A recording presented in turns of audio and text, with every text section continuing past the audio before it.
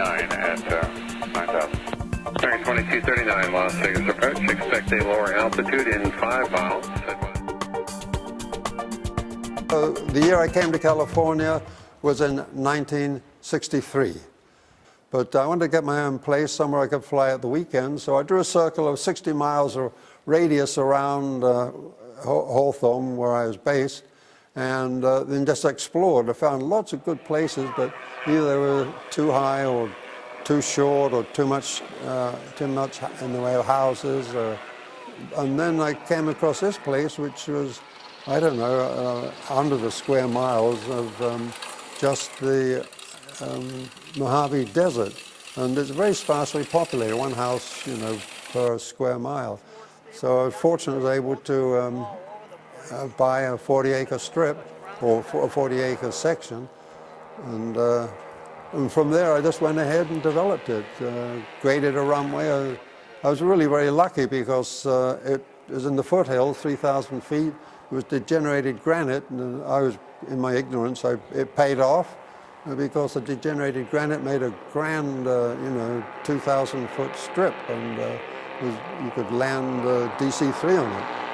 And so I really enjoyed it. And I was minding my own business, flying out at weekends with my wife and daughter and enjoying it, and taking trips up into the mountains, and just enjoying, just exploring the area. Well, in the process, one or two ultralights landed, and my wife and daughter and myself had built this hangar here, which is 5,000 square foot. We had a lot of fun doing it. We rented a huge tractor and had done that. And it was bigger than we wanted, so we let the two ultralights came in. Word got out, and before we knew where we were, I had 6 ultralights, and I couldn't get my plane out. Again, there's no brilliant business plan at all. Just blind luck. And part of my philosophy in life is you're better off to be lucky.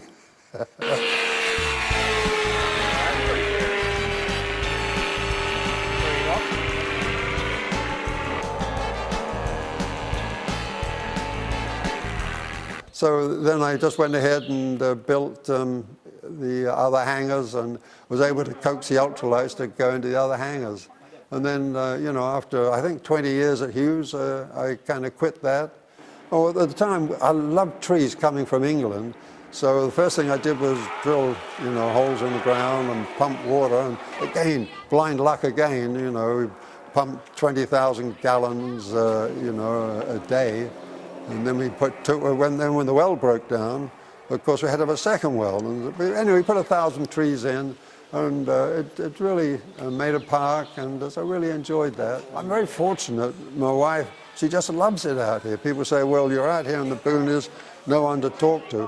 But actually, we have far more friends and interactions socially out here than ever we did when you're in the middle of the city.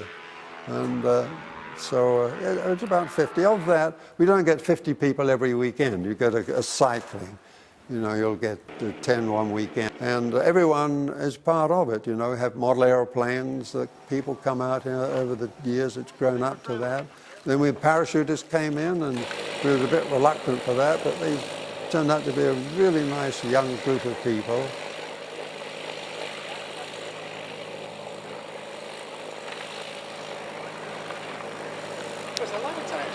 I would say, yes, working with the FAA, generally speaking, it'd be about 30 years ago when I started this. So the biggest problems would be working with the county. Like when we wrote to the FAA, they come out and did an airspace study, wrote to them, and they came back and said they had no objection. Now, I had plenty of time, so all the red tape, I could just fill out the forms, ship them in, and they would say, no, you can't do it. So I would appeal another year, another 2 years. I did the appeal, and then I would present it again. So finally, I could handle the paperwork, I could handle the time. So after about 5 years, I finally got the permit from the county. And so after that, it was plain sailing. The FAA has no problem at all, and the state doesn't bother us. And we have nice certificates from the county now. Once they realized it was a mom and pop affair, and we were just out enjoying ourselves and not causing But we do have one international flyer that comes in, and every maybe 3 or 4 weeks, and he flies one of the Airbuses, and he just likes to fly all the time. He's got himself an ultralight out here. As he lands, he rushes out here, rents a car, and he's up in the air, and guys go with him. He calls out one of the chaps, Richard is one of his friends, and he calls Richard, and they come on out, and they'll fly across to, there's what we call an Area 52. Now, you know there's an Area 51, but there's an Area 52, and that's a little ultralight place a few miles away. So it's a play on the Area 51. So they like to fly over there and have a cup of coffee, and then there's also a dry lake, a lovely dry lake. In fact, the dry lake is 7 miles long, 3 miles wide. At times they have landed jets on it, and we like to fly. It's about 12 miles, and for the ultralight it's a nice distance, you know, about a half-hour flight. And so we go over there and land and meet the people that are over there. They sometimes have race cars going up and down, and so no, it's a grand life. And I've got 3 aircraft. I have 2-seat ultralight, an experimental. I have the Tomahawk, the one behind me, and I have the Piper Arrow, which is a retractable. So I like to rotate it, and the weather being suitable, you know.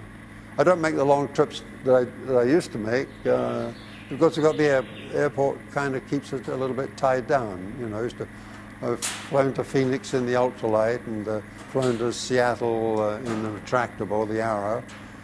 But I generally get up about maybe 2 or 3 times a week. When I can, I'll go up every day. It seems the ultralight seems, a bit of history with the ultralights.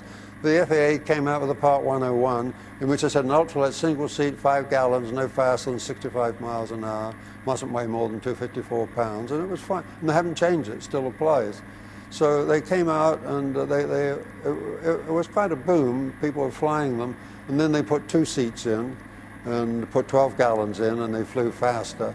And the FAA objected to that, you know.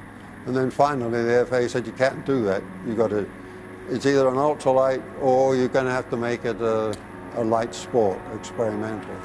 And that kind of slowed it down. All the 2-seater people, a lot of them did take the trouble to register them. But the argument is that there's no one to teach the single-seat ultralights. But we find that's not that much of a problem. You know, a lot of them go across to the dry lake. And that's 7 miles long and 3 miles wide. And they'll come on out on a Friday, put the ultralight together, and then they'll just go up and down and do bunny hops. And if there's someone experienced talking to them on the radio, you know, they can really teach themselves to fly if they work, you know, with other flyers. And we've done that out here, you know. We've come on out, and we just say we'll taxi up and down, you know. And it's really a wonderful sport, the ultralights. I enjoy flying the ultralight that I've got. I've got the 2-seater, but I was a flight instructor. So as a flight, you know, being a flight instructor, I could teach in there. And but because I was experimental, the FAA stopped us doing that. We have to use a special now. And it's probably the best way to go. I would say it's holding its own. It's holding its own, the light sport, or the ultralights. And it's about what it was, you know, 15, 20 years ago. And they're not that difficult to fly if you've got reasonable, you know, mechanical skills. Because you don't have to know all of the FAA regulations. Around here, you know, it's very easy to, you don't fly over houses, you don't fly into any regulated areas, and of course all this area around here is unregulated. The nearest airfields, I think, are something like 30, 40 miles away. There's no point. Well, there's Edwards, yeah, that's restricted, so we tell them don't go, you know, more than you know, 10 miles. But anyway, 10 miles is a long way on an ultralight. And so everyone works together. So that's really, and we're just enjoying ourselves out here.